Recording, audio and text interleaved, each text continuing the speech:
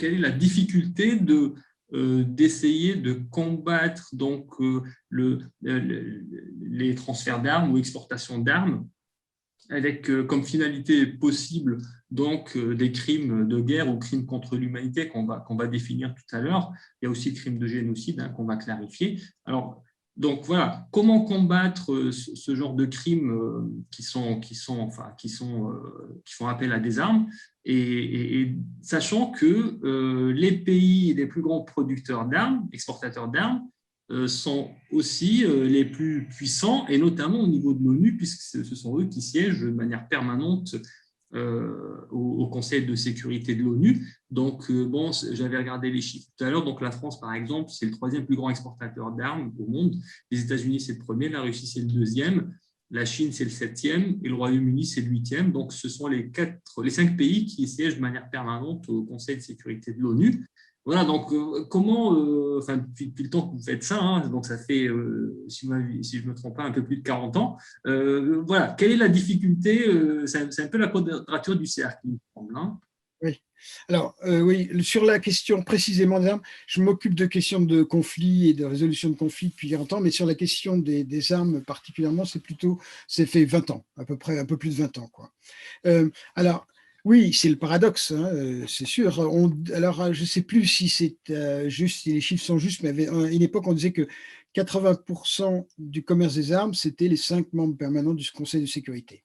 Hein. Donc, voilà, on est dans quelque chose, dans une réalité extrêmement aiguë pour beaucoup de pays qui reçoivent ces armes, pour les populations de beaucoup de pays qui subissent cette violence des armes.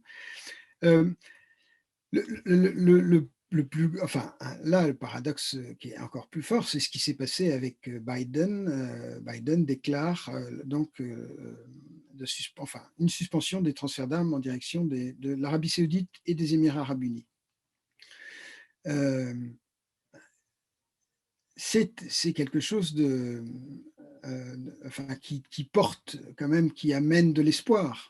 Hein, parce que justement, le premier exportateur d'armes, le plus gros budget militaire en termes de la défense, hein, c'est William Hartung, qui est un chercheur états-unien, a fait une évaluation qui me semble tout à fait juste et qui dit qu'en gros, c'est un peu plus de 1200 milliards de dollars par an. Hein. Le budget officiel, c'est 750 milliards. Lui, il a fait un budget consolidé et on arrive à un peu plus de 1200 milliards. 1250, je crois. Oui, parce qu'on a on a le budget du Pentagone et puis certainement des subventions de producteurs d'armes. Donc, je pense qu'il a accumulé un petit peu. Non, je crois que c'est la façon dont le budget officiel est calculé et qu'il omet certains pans qui concernent la défense. Et alors, une chose, par exemple, toute simple, les intérêts parce que les États-Unis, je crois, c'est le pays le plus endetté en termes de valeur financière, eh bien, public, oui. donc il paye des intérêts et il a fait un pourcentage. Par exemple, le pourcentage qui concerne le Pentagone, des intérêts de la dette, j'ai plus ça en tête exactement. Je crois il est dans des notes, en tout cas, d'articles qu'on a fait, mais c'est un travail vraiment tout à fait intéressant. Donc, le fait que un pays avec un tel budget militaire et dont on dit que, dont un de leurs anciens présidents disait attention, Eisenhower qui disait attention au lobby militaro-industriel, que ce pays prenne cette décision-là, ça veut dire qu'il y a des choses qui se passent quand même au niveau citoyen. Parce que les sénateurs et les représentants de la Chambre de la Chambre des représentants, les élus de la Chambre des représentants, avaient voté sous Trump 3 fois une suspension. Alors, Trump avait mis son veto, etc. Et si eux ont voté 3 fois cette suspension, donc il y avait un côté qui c'était pas démocrate contre républicain, hein, il y avait quelque chose qui dépassait largement ce clivage. Ça veut dire que au niveau des citoyens de ce pays, il y avait quand même conscience de quelque chose qui ne fonctionnait pas. Donc il y a toujours, et ça c'est un mystère par rapport à la France par contre, mais il y a toujours dans les décisions d'un gouvernement en amont, il y a toujours un travail de la société civile. Voilà. Ça, c'est vraiment une intime conviction que j'ai.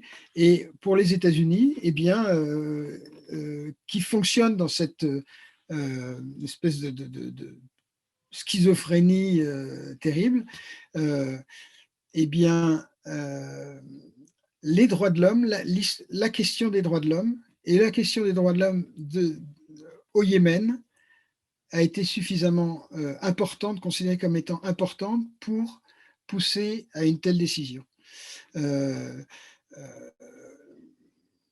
Bon, la Constitution états-unienne est quelque chose de quand même moins fermé, plus ouvert, soyons positifs, plus ouvert que ce qui se passe en France, hein, puisque il y a quand même une autonomie de pensée de la part des membres du Congrès, ce qui n'est pas le cas avec le système quinquennat, etc. Enfin, bon, ce serait donc de penser, mais en tout cas, et puis surtout, la demande de Sébastien Nadeau d'une enquête parlementaire sur les exportations d'armes de la France au Yémen et celle de Bastien Lachaud, Corbière et Dupont-Aignan, eh bien, elle ne se serait pas arrêtée. Elle aurait eu lieu. Elle aurait eu lieu avec l'expression d'arguments contradictoires, mais elle aurait eu lieu. En France, là, il y a eu, comme réponse à ces demandes, il y a eu un travail parlementaire sur les exportations d'armes de la France de façon globale pour noyer un petit peu, pas noyer un petit peu, noyer le poisson. Et donc, c'est Monsieur Maire et Madame Tabarot qui ont présidé cette commission, qui en sont les rapporteurs. Et voilà, elle a couché d'une souris. Elle a surtout dit qu'il fallait surtout rien faire, ne rien bouger, garder.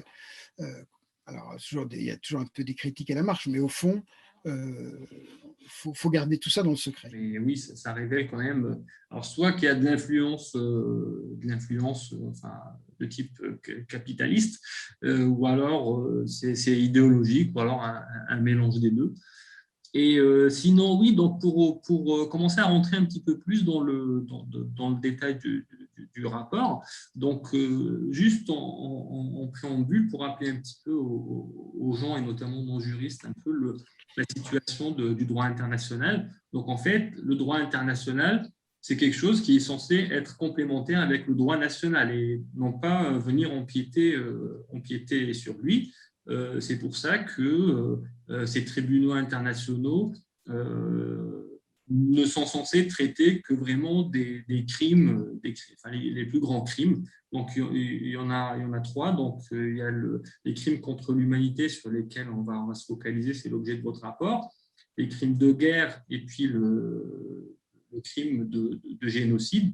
Donc, les crimes de guerre, alors corrigez-moi si je dis des bêtises, donc les crimes de guerre, c'est des crimes qui ne peuvent avoir lieu que dans le cadre d'un théâtre de guerre, et ça peut être seulement un événement précis, c'est-à-dire, je ne sais pas, un bombardement, enfin, comme c'est arrivé malheureusement, d'un mariage, hein, enfin lors des mariages, des personnes qui sont bombardées, alors qu'il y avait a priori ni terroristes, ni combattants, ni rien. Donc ça, c'est les crimes de guerre. Les crimes de génocide, donc là, c'est lorsque un groupe donc ethnique ou culturel ou religieux est ciblé, et voilà, en vue de son élimination. Et voilà, donc là, c'est des crimes de génocide. Donc ça peut être dans le cadre d'une guerre ou pas, hein. Ça peut être oui, comme le Rwanda. Voilà, comme le Rwanda par exemple. Et puis vous avez les crimes contre l'humanité. Donc là c'est plutôt des crimes enfin, il y a plusieurs conditions. Donc, il faut déjà que ça cible des civils. Ensuite, il faut que ça ait un caractère généralisé ou systémique. Et puis la troisième condition, c'est qu'il faut que ça soit la politique soit d'un État ou d'un organisme. Il faut que ce soit une politique d'un État ou d'un organisme, c'est-à-dire voilà, planification et puis mise en œuvre de ressources. Et donc, les crimes contre l'humanité peuvent avoir lieu aussi bien dans le cadre de guerre mais aussi enfin, dans des contextes hors guerre. Et en fait, donc, dans le cadre du Yémen, alors ce qui était déjà établi, d'après ce que vous aviez dit, c'était qu'il y avait eu des crimes de guerre. Ça, il me semble qu'au niveau de l'ONU, ça avait été établi. C'est ça, il y a une commission sur le Yémen. On est en train avec une autre stagiaire, on est en train de faire un travail là-dessus, de comprendre pourquoi la qualification de crime contre l'humanité dans la guerre en Syrie a été très, très rapide. Hein. Les groupes d'experts ont très vite écrit qu'il y avait la possibilité de crimes contre l'humanité, ce qui n'est pas le cas du Yémen.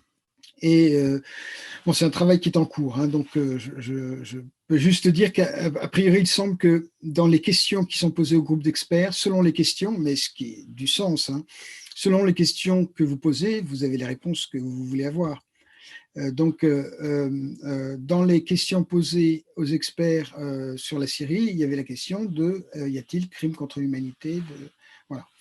Là, à la fois sur la qualité des groupes d'experts, hein, c'est pas sont des groupes sur les groupes d'experts du Conseil de sécurité, là c'est le groupe d'experts des droits de l'homme, sur la capacité d'enquête, etc. Bon, donc les niveaux ne sont pas les mêmes. Alors, sur la question de crimes, pourquoi la question des crimes contre l'humanité? Alors, d'abord, ce qui est, enfin, pour ma part, mais j'ai appris donc grâce au travail de Justine Lefebvre que la question de crimes contre l'humanité revenait, était plus antérieure que cela, mais pour moi, la création de la justice internationale, c'est Nuremberg, c'est la fin du nazisme et les procès de Nuremberg, etc. etc. Et la question donc qui se posait précisément par rapport au Yémen, parce qu'on pouvait dire à chaque fois, bah oui, vous avez dit, il faut qu'il y ait une intention. C'est extrêmement complexe de définir, de trouver et de débusquer l'intention. Démontrer l'intention, le mens rea. Mais quand on a regardé un petit peu la manière dont se faisaient, en tout cas les graves violations du droit international humanitaire et du droit international des droits de l'homme, on s'est aperçu que, par exemple, sur l'hôpital, la destruction de l'hôpital de Médecins sans frontières, que les Médecins sans frontières avaient donné les coordonnées de l'hôpital auparavant à la coalition, donc ils avaient connaissance du fait qu'il y avait bien un hôpital à cet endroit-là, que dans de nombreuses situations, il y a des doubles frappes, c'est-à-dire qu'il y a une première frappe de l'aviation, par exemple, et puis les populations ou les services d'urgence et de soins arrivent, et à ce moment-là, il y a une deuxième frappe. Hein. Donc, il y a quelque chose de... si c'est une erreur, il y a une frappe, c'est une erreur, hop, et on arrête. Non, il y a quelque chose, cet aspect qui commence à apparaître comme étant systématique. Oui, oui. Il y a également dans les rapports du groupe d'experts et dans les rapports, dans les communications du Conseil de sécurité, un appel régulier aux partis, hein, que ce soit les Houthis ou la coalition, le gouvernement et la coalition dirigée par l'Arabie saoudite et les Émirats arabes unis, un rappel sur leurs engagements concernant le droit international et un rappel sur les questions de base de proportionnalité et dans un conflit. Et malgré cela, malgré ces appels réguliers, eh bien, on s'est aperçu que l'intensité ne diminuait pas. Et qu'en plus de cela, sur le terrain même, parce que tout ne se passe pas que par l'aérien. Hein. Sur le terrain, il y a également des troupes, notamment les troupes des Émirats arabes unis, et que sur le terrain, il y a des disparitions forcées, des exécutions extrajudiciaires, de la torture, toutes ces questions qui sont listées d'ailleurs dans la CPI. Quand on regarde d'ailleurs les définitions de la Cour pénale internationale, on s'aperçoit que selon le contexte, les crimes sont les mêmes. Le crime de viol peut être un crime de viol, il peut être un crime de viol et un crime de guerre, il peut être un crime de viol et un crime contre l'humanité. Hein. Donc, et là, c'est pour ça qu'il est dit, il faut qu'il y ait une intention du gouvernement. Mais entre eux, il nous a semblé là extrêmement important de dire que entre une intention affirmée et prouvée d'un gouvernement, des gouvernements de l'Arabie Saoudite et des Émirats Arabes Unis qui disent bah, écoutez, je veux que vous bombardiez ça et je veux que vous bombardiez. Là, en ce moment, Sanaa est à nouveau bombardée par la coalition. Eh bien, quand ils bombardent, le gouvernement, les gouvernements peuvent dire ah oui, mais on a bombardé, mais on a fait en sorte qu'il y ait le moins de civils possible qui soient touchés. Mais quand on sait que les densités de population, etc., sont très importantes, on peut toujours déclarer que, a posteriori, bah oui, mais on a essayé de faire le plus attention possible. On sait que de toute façon, ces populations vont être touchées. Donc, est-ce que l'engagement dans ces cas-là des gouvernements, après toutes les alertes et les demandes de précaution du Conseil de sécurité, c'est de dire, eh bien, effectivement, on ne bombarde pas, on ne bombarde pas Sanaa parce que si nous bombardons, même en faisant le plus attention possible, nous savons que nous allons cibler les civils. Oui. Donc, c'est cet espace-là qui est un peu complexe. C'est pour ça que notre travail on appelle à d'autres travaux, mais on n'est plus au début de la guerre en 2015. C'est-à-dire qu'en 2015, effectivement, admettons qu'il y ait une inconscience de la part de la coalition, etc., de savoir ce que fait une bombe. Voilà. Bon, mais là, on est en 2018 quand nous saisissons le tribunal administratif. 2018, 2019, 2020, 2021, nous sommes là et on continue de la même manière. Donc, on peut dire à chaque fois, ah ben on ne savait pas. Si, maintenant, on ne peut plus dire on ne savait pas. Donc, c'est dans cette analyse et dans cette répétition et cette systématisation de ces graves violations du droit international, graves violations du droit international des droits de l'homme, que au bout d'un moment, rassemblés les uns avec les autres, nous avons pensé qu'il s'agissait bien de crimes contre l'humanité. Ce qui veut dire que si jamais cette question est enfin amenée aux Nations Unies ou dans la Cour pénale internationale, il y a la question bien sûr de la responsabilité des individus, ce que nous n'avons pas abordé directement dans notre rapport. Et puis bien sûr, un débat contradictoire. Il s'agit surtout de faire en sorte que le droit de chacun soit respecté. Mais ça n'est plus possible, de notre point de vue, de dire que parce que vous n'avez pas trouvé les ordres précis de commandement de Mohamed Ben Salman pour l'Arabie Saoudite ou de Mohamed Ben Zayed pour les Émirats Arabes Unis, que ça signifie que vous n'étiez pas, que ce ne sont pas des crimes contre l'humanité. Et le rapport de la CIA sur l'assassinat de Khashoggi, là, du journaliste, alors les gens disent à la fin de sa vie, c'était peut-être un journaliste, il a quand même été très proche des services secrets saoudiens pendant une époque, etc. Donc c'est quelqu'un aussi qui avait un passé trouble, ce qui ne justifie en rien ce qui est arrivé, surtout pas. Mais en tout cas, le rapport de la CIA montre que les ordres ont été donnés au plus haut sommet, donc Mohamed Ben Salman. Vu en analysant aussi le contexte politique de l'Arabie Saoudite et le contexte politique des Émirats Arabes Unis, on voit mal comment ce qui se passe au Yémen échapperait à l'autorité ces deux, de Mohammed Ben Salman et de Mohammed Ben Zayed. Donc, surtout voilà. Au vu des moyens qui sont mis en œuvre par rapport à l'assassinat de Khashoggi. Alors, par rapport à cela, oui, mais ça, il y a un rapport de la CIA qui semble le démontrer, mais par rapport à ce qui nous intéresse, nous, par rapport au Yémen, par rapport à la guerre au Yémen, je dirais qu'il y a une continuité dans le contrôle du pouvoir, hein, dans l'expression du contrôle du pouvoir.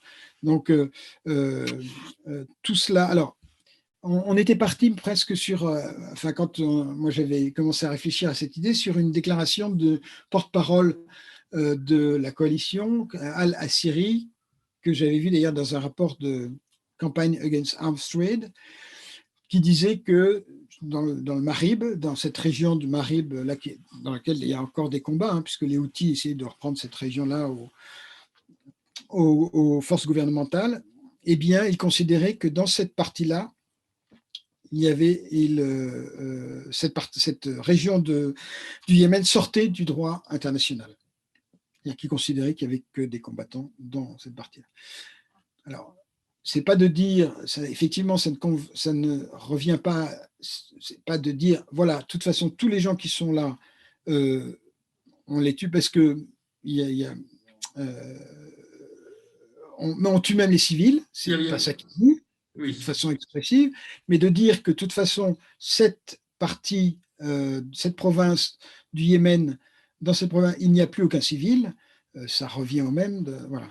Donc, dans les intentions, il y a quand même quelque chose comme ça, et puis il y a cette profonde négligence, voilà, au minimum, en ce moment. Les chiffres qui sont donnés sur l'impact sur les populations civiles au Yémen, bon, souvent on prend les chiffres d'ACLED, cette organisation qui a fait un travail d'essayer de restituer, d'essayer d'analyser au maximum quel était l'impact sur les populations civiles. Bon, il parle de, je ne sais plus, je crois un peu plus de 100 000 morts.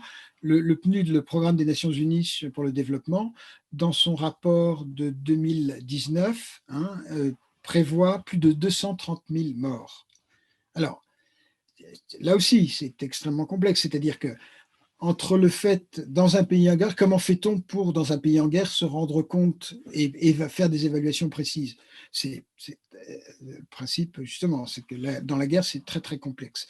Mais on sait, parce que ce n'est pas la première guerre qui est observée, on sait très bien que lorsque les lieux de soins sont presque systématiquement détruits, les hôpitaux, mais même les centres de soins. Lorsqu'on sait que l'accès, ce qui est montré aussi dans le rapport, que l'accès aux champs pour pouvoir cultiver, pour pouvoir nourrir la population, est là aussi extrêmement dangereux et rendu dangereux. Lorsqu'on sait que l'accès à l'eau, je crois que c'est des usines de purification de l'eau qui ont été détruites. Lorsque les marins ne peuvent plus aller pêcher, lorsque il y a une forme de chantage exercé sur l'entrée des denrées humanitaires, eh bien, voilà, la juxtaposition de toutes ces décisions font que oui, il nous apparaît bien que au Yémen, ce sont bien des crimes contre l'humanité. Oui, tout à fait. Donc, juste pour préciser, vous avez fait référence, mais j'avais pris des notes à partir de votre rapport. Donc, les différents types, catégories de crimes contre l'humanité, vous avez répertorié dans votre rapport. Donc, c'est issu de l'article 7 du statut de Rome. Donc, c'est le texte qui a créé la Cour pénale internationale, qui est devenue la juridiction donc, internationale permanente. Parce qu'avant elle, il y avait des tribunaux, mais c'était des tribunaux un peu spécialisés pour le Rwanda, pour l'ex-Yougoslavie et puis pour Nuremberg. Et aujourd'hui, heureusement, on a une Cour pénale internationale. Et d'ailleurs, récemment, elle a commencé à enquêter sur Israël. C'est extrêmement intéressant, c'est une belle évolution. Donc, les différents crimes contre l'humanité, que ce texte répertorie. Donc, il y a le meurtre. Donc, un meurtre, c'est quoi? C'est un acte illégal visant à tuer ou blesser grièvement une autre personne. L'extermination, donc là, c'est un meurtre de masse avec objectif numérique à atteindre, y compris par des moyens indirects, donc par exemple par la faim, hein, par un blocus, donc la faim, ou la coupure des approvisionnements en eau potable, comme vous le disiez. Donc là aussi, possible recoupement avec le crime de génocide, hein, puisque c'est un meurtre de masse. Oui, donc ces crimes contre l'humanité peuvent être en même temps, comme vous l'aviez dit, un meurtre de génocide et un crime contre l'humanité. Voilà, un crime de guerre, un crime contre. Un crime de guerre, voilà, c'est ça, ou un crime de guerre. Voilà. À chaque définition, en fait, on a, même sur les exécutions, les disparitions forcées, les exécutions extrajudiciaires, ça peut être dans l'un ou dans l'autre Tout à fait. des qualificatifs. Tout à fait. Donc, pour les crimes contre l'humanité, il y a aussi la réduction en esclavage, la déportation ou transfert forcé de population, l'emprisonnement, privation grave de liberté physique, la torture physique ou mentale, le viol, toute forme de violence sexuelle de gravité comparable, et l'esclavage sexuel, la prostitution forcée, la grossesse forcée, la stérilisation forcée ou toute autre forme de violence sexuelle de gravité comparable, la persécution, les disparitions forcées, le crime d'apartheid, et d'autres actes inhumains à caractère analogue causant intentionnellement de grandes souffrances ou des atteintes graves à l'intégrité physique ou à la santé physique ou mentale. Donc, effectivement, c'est pas mal enfin, en lisant votre rapport, notamment la dernière partie dans laquelle vous rentrez un peu plus dans des cas concrets de ce qui relèverait, alors on parle au conditionnel parce que ça serait justement à cette juridiction, donc la Cour pénale internationale d'en juger, dans ce qui relèverait de crimes contre l'humanité au Yémen, donc torture, emprisonnement, violence sexuelle, et puis bien sûr des meurtres, enfin surtout des meurtres de masse si on parle des bombardements et de ce genre de choses, n'est-ce pas? Et ce que je disais tout à l'heure, c'est-à-dire oui. Faire crever de faim les populations, oui. Destruction des moyens d'existence. Je reprends l'exemple de la République démocratique du Congo. En République démocratique du Congo, donc c'est la première mission que l'on fait en 2001.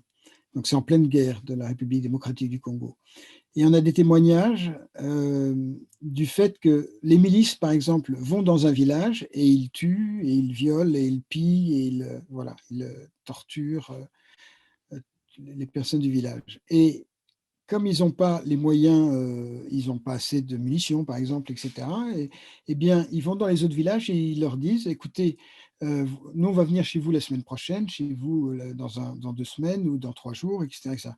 Donc, les villageois, à ce moment-là, fuient dans la forêt équatoriale, mais dans la forêt équatoriale, ils n'ont pas du tout les moyens de vivre, donc ils meurent de faim ou de maladie, hein, puisque là aussi, les centres de soins sont détruits. Et bien sûr, alors on va dire, il n'y avait rien qui disait que les gens voulaient absolument que toutes ces personnes partent mourir dans la forêt équatoriale. Mais le système avait été fait pour que, à la fin, ces gens-là meurent ou disparaissent. Voilà. Et ce qui se passe au Yémen, c'est quand on empêche les familles de cultiver les champs, on les met dans une situation déjà de faiblesse. Quand en plus on bloque l'arrivée de l'aide humanitaire, on les met à nouveau, on renforce ce sentiment de faiblesse, voire de désespoir. Quand il n'y a pas d'accès à l'eau potable, eh bien, on renforce encore plus cette fragilité des populations civiles. Et quand on finit par détruire tous les lieux de soins, eh bien, on est sûr qu'à la fin, il n'y aura plus personne qui s'en sortira. Donc, on voit bien que c'est une organisation qui ne se veut pas être une organisation, mais à la fin, ça apparaît comme quelque chose d'organisé. Oui, ça apparaît comme une organisation de destruction d'une partie de la population, sans qu'il y ait là, du coup, la partie génocidaire, en tout cas à notre connaissance, en disant il faut supprimer le peuple du Yémen. Non. Mais c'est là où notre qualification de crime contre l'humanité nous semble pertinente, c'est qu'il y a quand même, quand on fait l'autopsie de ces meurtres, il y a bien le sentiment que derrière, il y a une immense... La négligence est telle qu'elle nous apparaît comme étant une intention. Oui, en fait, ça me rappelle enfin, en 2010, lorsque Wikileaks avait publié donc, les télégrammes diplomatiques du département d'État états-unien. J'avais lu à l'époque donc, les télégrammes qui relevaient de l'Arabie saoudite et le ou les diplomates qui écrivaient ces télégrammes, à un certain moment, parlaient du Yémen et ils disaient qu'en fait, les Saoudiens, les élites, hein, dire, les élites saoudiennes voyaient le Yémen un peu comme enfin, oui, des sous-humains, hein, des sous-hommes, des sous-humains, et au point où il y avait des élites saoudiennes qui partaient au Yémen pour se ravitailler, entre guillemets, en enfants, donc qui devenaient esclaves sexuels notamment. Hein, donc ça, c'était écrit quand même par un diplomate états-unien à l'intention oui, je peux moi, vous je suis l'envoyer, hein, je peux vous l'envoyer, il n'y a pas de volontiers. souci. Parce que ça fait Donc, partie de ça, voilà. oui, donc ça, on est purement dans la domination, hein, et voilà, donc c'était voilà, un diplomate qui écrivait ça à l'intention de la secrétaire à l'époque Clinton, hein, la secrétaire d'État. Donc c'est quand même, enfin on n'écrit pas n'importe quoi, c'est des professionnels ces gens-là, et puis voilà, il écrit ça à sa chef, il n'est pas n'importe qui. Et enfin, d'où l'intérêt de ces fameux télégrammes oui, absolument, fiabilité et leur niveau d'analyse assez extraordinaire. Et oui, donc en fait, oui. Alors moi, ce qui m'étonne un petit peu, c'est quand même l'Arabie Saoudite, alors qui a des moyens, mais bon, pas illimités, surtout avec la crise et l'effondrement du prix du pétrole l'année dernière. Je me demande, enfin, je ne sais pas si vous voyez un petit peu leur intérêt, parce qu'ils ont plus que démoli le Yémen, là. Donc ça fait 6 ans, vous disiez, et enfin, je ne sais pas quel intérêt à poursuivre, parce qu'en fait, ceux qui sont gagnants, c'est ces fameux pays exportateurs d'armes, en réalité. Hein. Alors, le gain dans un conflit, c'est toujours complexe et d'arriver à discerner. En tout cas, il y a un enjeu intérieur pour Mohammed Ben Salman, c'est-à-dire qu'il a un problème de légitimité à l'intérieur de son pays. Hein, on l'a bien vu quand il a mis en résidence très surveillée là, le prince, etc., etc. Donc, il a une légitimité qui est extrêmement contestée. Au point que d'ailleurs Biden a dit qu'il ne discutait pas il ne discuterait pas avec MBS, mais avec son père. Donc, dans le Yémen, et il avait dit d'ailleurs que ce serait une guerre de 3 jours, enfin j'exagère, mais voilà, une guerre vite faite. Et ça, c'est sur la partie politique intérieure. Sur la partie politique extérieure, il y a plusieurs éléments.